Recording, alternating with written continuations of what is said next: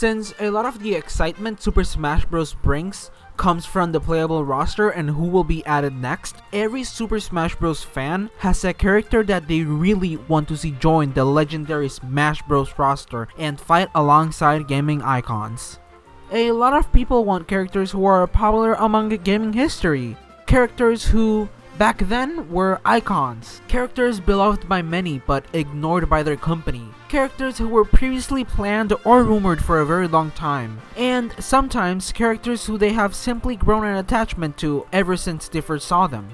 Almost all of these most wanted characters seem to be important, whether it being because they seem to have an interesting moveset, or because we know their importance to the series they come from, or their importance to gaming in general, or maybe just because they look interesting.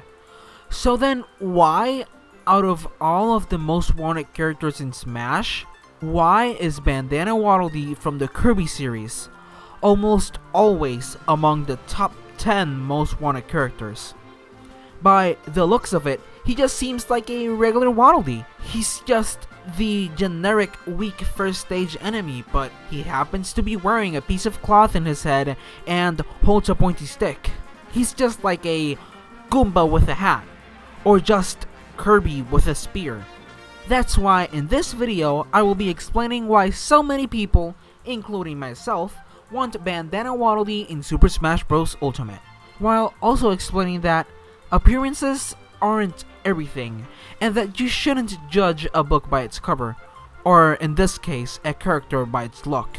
My objective in this video is not to make you want Bandana Waddle Dee in Smash, but for you to understand the fan request and to try to stop the uninformed from throwing meaningless nicknames and fan rules towards the little guy and its fandom.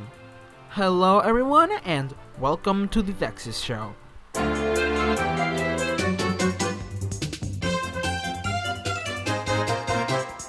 There are many reasons why we want Bandana Waddle Dee in Smash, but what I consider to be the main reason is what a lot of Kirby fans call the Sakurai Bias. As we all know, the creator of Smash Bros., Masahiro Sakurai, is also the creator of Kirby. That meaning that the Kirby series should be fairly represented, right?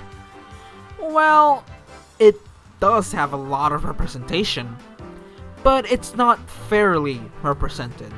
This is called the Sakurai Bias. Not because Sakurai is biased towards Kirby, even though he is considered the main character of World of Light and has an appearance in a lot of reveal trailers. And it's also not called that for the opposite reason, by not adding a Kirby characters in Sprawl.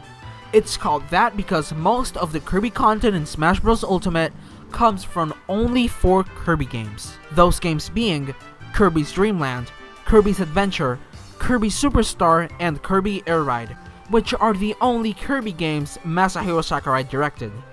To show how unfair this is, after Sakurai left HAL Labs to work primarily in Smash Bros. And on his own projects, the Kirby series has had over 20 titles since, plus the other 3 he didn't work on before he left HAL. You see? 60% of the Kirby representation in Smash Bros. Originated from those 4 Kirby games Sakurai directed, while the 40% of the remains are from over 20 games. There are 3 Dreamland stages, 2 Kirby Superstar stages, and 1 stage from Kirby's Adventure. The entire soundtrack of Kirby Air Ride is in Smash Bros., where there is only 1 track from Star Allies.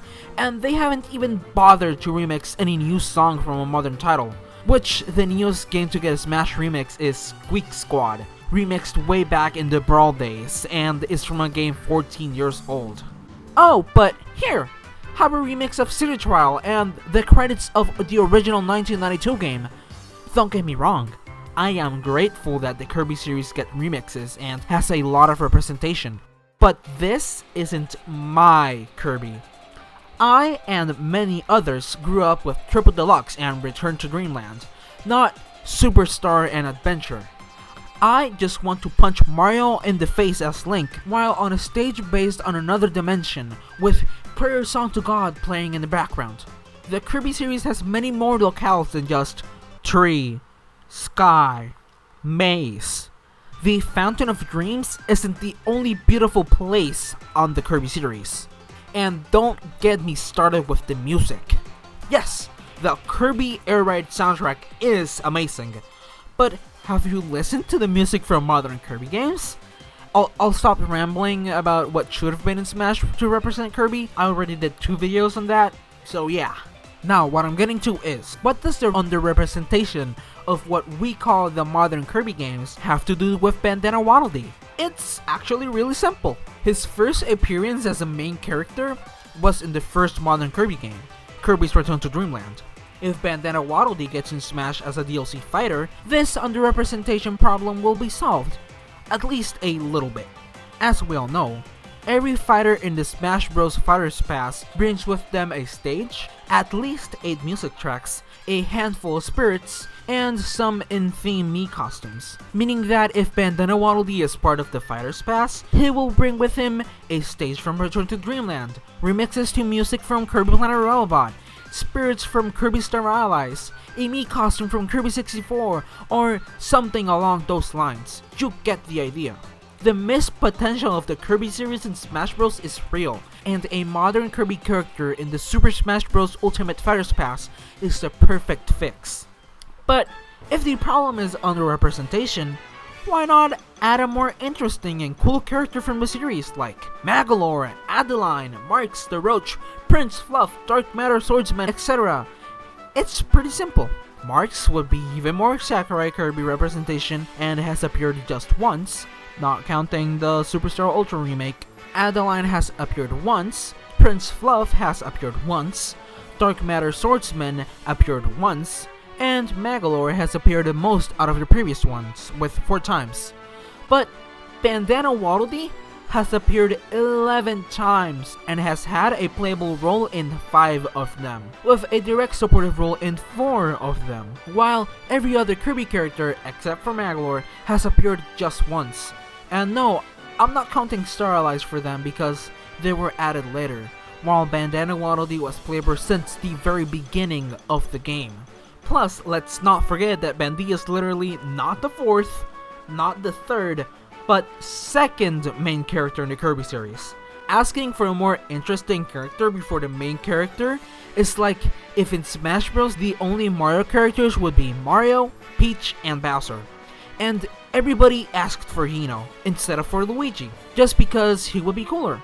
Yeah, no shit he would be cooler than Green Mario, but it just doesn't make sense. When you think of Super Mario, you think of Mario and Luigi, not Mario and Geno. Same thing applies to Kirby. Kirby's best friend is Bandana Waddle Dee, not Marks, not Adeline, not the Roach, and not any other Kirby character.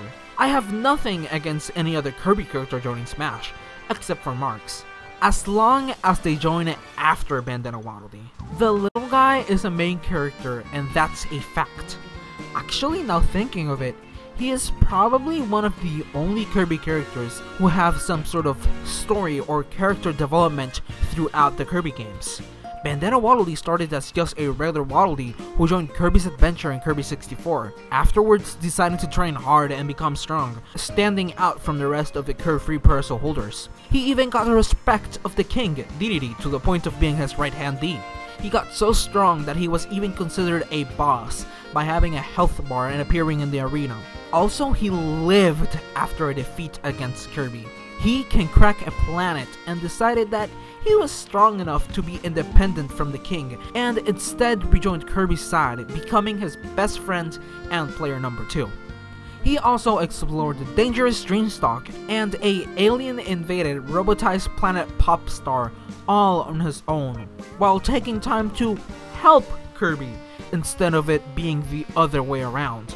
Plus, also survived a planet-wide wipeout, something not even DDD and Meta Knight could do, that proving that he is way more than just a regular Waddle Dee. He earned his 2nd player spot and deserves to be in Smash Bros, the greatest test of strength of all time. And how will he show his strength? Well, with his potentially original moveset, of course. One thing a lot of people say against Bandana Waddle Dee is that he has no moveset potential. Have they played a Kirby game? Smash Bros literally grabbed what Kirby Superstar did and put it into a fighting game environment. Any playable and non-playable Kirby character can have a Smash Bros moveset, since they both have the same attack format. This being the press button to attack, press to the side, and the attack button to do a different attack. Like, you can just copy and paste Bandana Waddle Dee's Return to Dreamland and Star Allies moveset, and bam, you have half of the moveset made for you. And no, that wouldn't be boring or unoriginal. For starters, the spear is an entirely new weapon to Smash. And no, Byleth's lance isn't a spear. While similar, they aren't the same thing.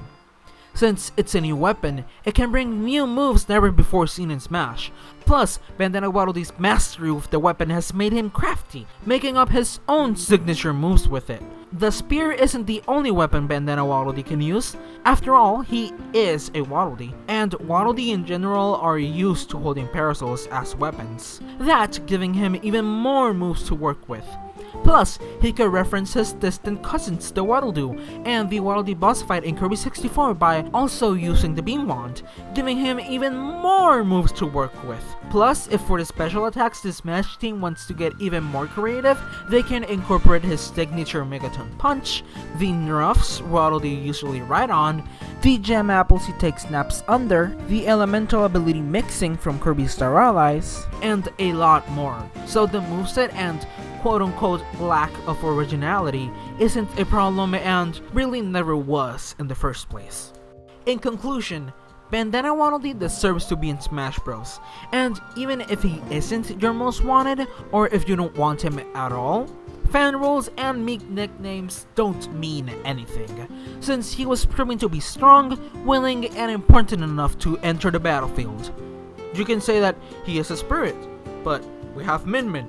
You can say that he is a generic enemy, but he isn't. He is a main character, and even if he wasn't a main character, we already have a regular enemy, that in the form of Piranha Plant. You can say he wouldn't have a moveset, but Smash Bros uses the attack formula created and still used in Kirby games. And even if that wasn't there, there are many characters like Isabelle and Rob who literally had no pre-existing movesets to work with. You can say that he's already in a fighting game, but we have Mega Man, Ryu, and Ken. You can say any other fan rules, and feel free to drop them in the comments because I will gladly debunk them. The only thing pushing Bandana Dee down is the mentioned Sakurai Bias.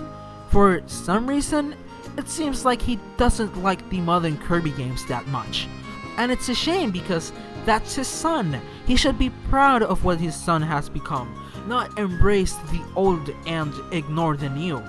Either way, if Nintendo are the ones choosing behind the scenes and we get a ARMS scenario where the series director has to be contacted to choose the character from the series, we know that HAL Labs and Shinja Kumasaki will immediately, without a doubt, say Bandana Waddle Dee. They have been teasing and saying for years that he is more than just a cute face, that he is strong enough to fight against gaming legends and alongside his friends, since he himself is a modern legend, deserving the greatest prize of all, an invitation to Super Smash Bros.